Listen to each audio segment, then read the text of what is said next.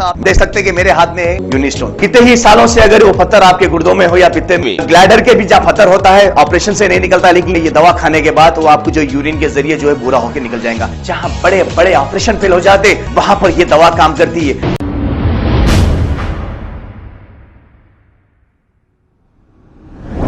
अस्सलाम वालेकुम नाज़रीन, 7H न्यूज़ में आपका इस्तकबाल है।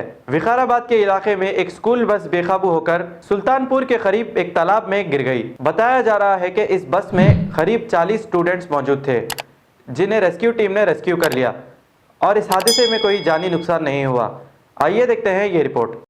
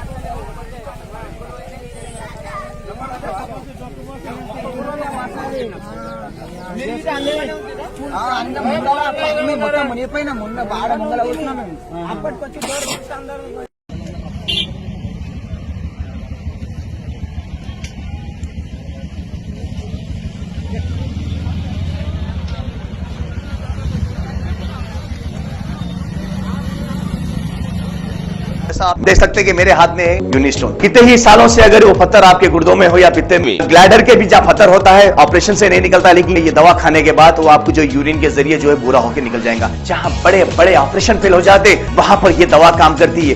गुर्दे और पित्ते की पथरी ये प्रोडक्ट से गल जाती है, फिर दोबारा पथरी फॉर्म होने नहीं देती और इसमें कोई साइड इफेक्ट भी नहीं है।